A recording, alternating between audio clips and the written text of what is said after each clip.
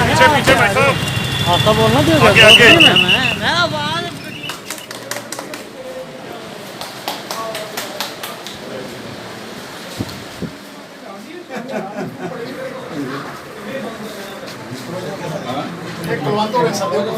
फिर भी गर्मी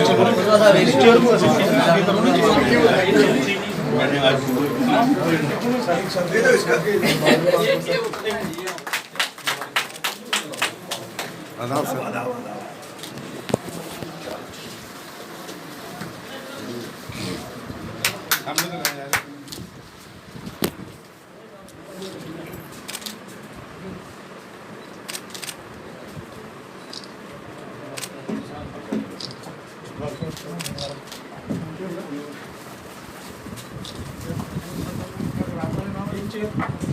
कोतवाल सामने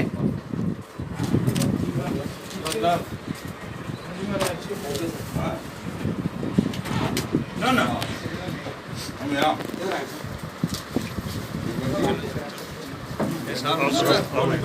बच्चों के लिए कौन सी इंडस्ट्रीज है? ये कहने से थोड़ा ही कि 70,000 करोड़ रुपया है। हम जम्मू कश्मीर के वासी हैं, आप जम्मू वाले हैं। मुझे बताओ, आपने 7,000 की देखी, 700 की देखी? रोज कह रहे हैं 6 लाख बच्चे, 7 लाख बच्चे, कहां, किसने? और मुझे ये समझ नहीं आता है, क्या इनको इलेक्शन यहां लड़ना है जो आज ये अनाउंसमेंट्स कर रहे हैं कि हम लोगों को लड़ना है? ये तो सब घोड़े पे बैठे हुए हैं कि हमारी बारात निकल रही है। मैं तो इनको आज वाजा करना चाहता हूं, ये घोड़े ना सजाओ, बाराती भी हम ही हैं और बारात वाले भी हम ही हैं। यहाँ जम्मू कश्मीर के लोग ही इस इलेक्शन में हिस्सा लेंगे और जम्मू कश्मीर के वासी ही लड़ेंगे। आज हमने मजबूर किया, जो इन्होंने 3 दिन पहले कन्फ्यूजन खड़ा किया था, हमने मजबूर किया गवर्नमेंट ऑफ इंडिया को। परसों जब कश्मीर में एक फिर साजिश की गई थी कि आप शायद जम्मू कश्मीर में एक और आग लगा देंगे, मैंने अपील की एक प्रेस कॉन्फ्रेंस के जरिए प्राइम मिनिस्टर, होम मिनिस्टर से ये क्लियर करो, कैसे हो सकता है कि आप कहते हो बाहर वाले यहाँ आके वोट डालेंगे, जब हिंदुस्तान के पूरे आईन में नहीं है, यहाँ कैसे हो सकता है? और मैं शुक्रिया करता हूँ हिंदुस्तान के वजीर आजम का, हिंदुस्तान के होम मिनिस्टर का, जिनकी अकल टाइम पे आ गई और उन्होंने आज क्लैरिफाई किया अखबारों में कि ये जो 25 लाख लोग हैं, ये कोई 25 लाख नहीं, ये 18 साल की एज जो अटेन कर चुके हैं वही बच्चे हैं। यहाँ कोई बाहर का वासी वोटर एंटर नहीं होगा। जिन्होंने ये क्लियर किया कि आज यहाँ की ज़मीनों और नौकरियों पे कोई खतरा नहीं है, इनकी चले जो यहाँ है, ये तो हमें रोज रुलाएं। मुझे तो एक ज़रा भी समझ नहीं आती है। और यहाँ की सियासी पार्टियां मौज कर रही हैं इसी में। लो बुलाओ जी ऑल पार्टीज, बुलाओ जी। और यार क्या करोगे, तुमने ऑल पार्टियां तब भी की जब 370-35 ए था, क्या लाया? गवाया अल्ताफ बुखारी और अपनी पार्टी ने तो 370-35 से वापस नहीं लाया, लेकिन जो उसका मतन था वो तो लाया। 370 में क्या था, हमारी नौकरियां हमारी थी, मैंने ऑर्डर तो उसके लिए लाया। 35 ए में था हमारी ज़मीनें हमारी, मैंने 95% ज़मीनों का ऑर्डर तो लाया।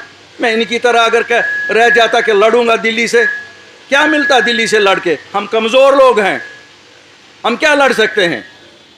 हमें तो जाके हाथ पांव जोड़ने हैं। क्यों? हमारे वसाइल कम हैं। लेकिन मैं मुल्क के वज़ीर आज़म को कहता हूँ, हम वसाइल, सर्दियों में आए, गर्मियों में कश्मीरी आए, उन सब का जिस तरह से यहाँ इस्तकबाल किया, उनको जो कर्टिसीज एक्सटेंड की जम्मू में, उसका शुक्रिया आज सब जम्मू को करना चाहता हूँ।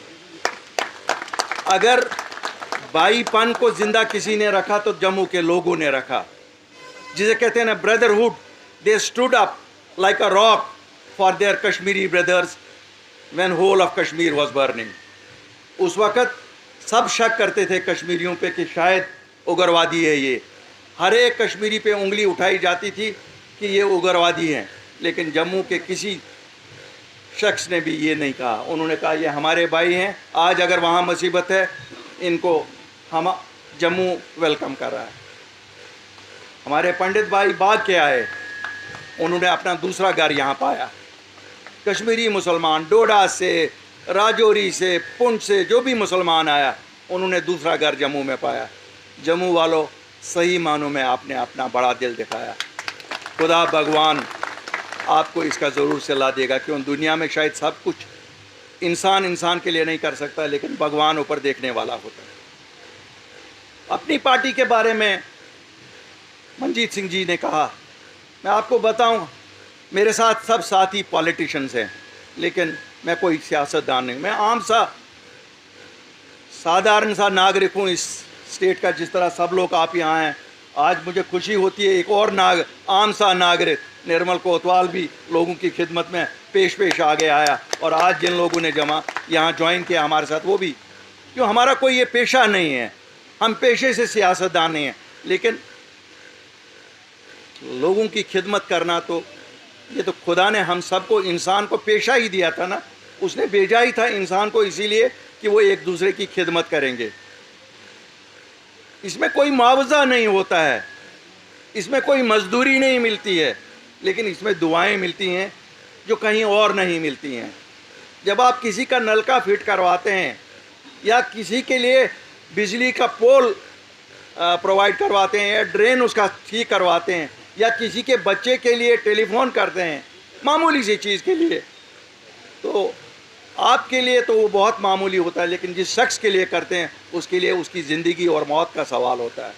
तो मुझे पूरी उम्मीद है कि निर्मल साहब एक सक्सेसफुल कैरियर से यहाँ, मुझे बड़ी खुशी है आज जो क्लैरिफिकेशन इलेक्शन कमीशन की तरफ से आई है। 2 दिन से इन्होंने बवाल मचवाया था पूरे स्टेट में। हमारे अफसरों को बड़ा रिस्पॉन्सिबली लोगों के सामने आना चाहिए जब भी आते हैं, तो मुझे शुक्रिया करने में भी कोई आपत्ति नहीं है कि मैं होम मिनिस्टर साहब का शुक्रगुजार हूँ, प्राइम मिनिस्टर का शुक्रगुजार हूँ, जिन्होंने बरवक़्त मुदाखलत करके लोगों को क्लैरिफिकेशन दे दी कि साहब ऐसा कुछ नहीं है कि यहाँ कोई आउटसाइडर आके आपको वोट नहीं दे रहा है, ये जो वोट ऐड हो रहे हैं ये सब जो 18 साल से ऊपर आ गए हैं उनके वोट हैं। और उन्होंने ये भी फिर रिकन्फर्म किया कि कोई नौकरियों में कोई बाहर का नहीं आ रहा है, मकान कोई बाहर का, ज़मीन कोई बाहर का नहीं ले रहा है, क्योंकि ये मुझे नहीं पता है कि ऐसे स्टेटमेंट क्यों दिए जाते हैं जिनसे कन्फ्यूजन लोगों को किया जाए।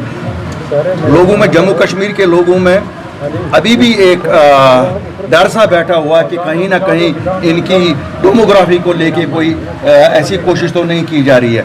आई am thankful to the authorities both at centre as well as state, they have clarified, और मैं समझता हूँ लोग आज चैन की सांस ले रहे होंगे इस क्लैरिफिकेशन के बाद।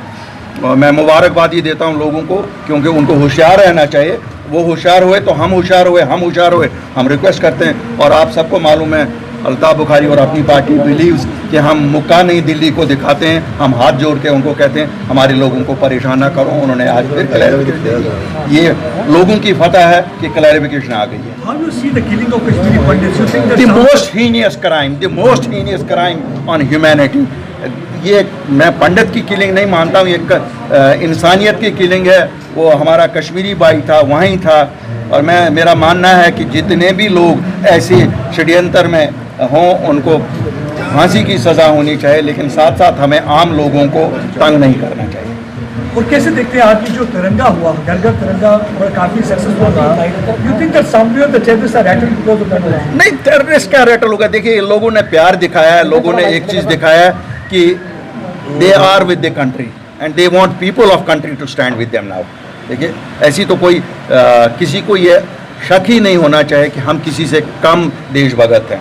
हमारे लोग कुर्बानी देते हैं, चाहे राजौरी हो, चाहे आपका सुचीतगढ़ बॉर्डर हो, उड़ी का बॉर्डर हो, करना का बॉर्डर हो, हमसे ज़्यादा कौन, जम्मू कश्मीर के लोगों से ज़्यादा कौन जानता है कुर्बानी का मतलब। एक आखिरी सवाल, फारूक अब्दुल्ला अपने घर पे तिरंगा चढ़ाते हैं, महबूबा मुफ्ती पार्टी हेडक्वार्टर में तिरंगा चढ़ाती है, लेकिन लोगों को गुमराह करने के लिए डिफरेंट स्टेटमेंट देती है कि हमारा दूसरा झंडा, और फारूक अब्दुल्ला भी डेरोगेटरी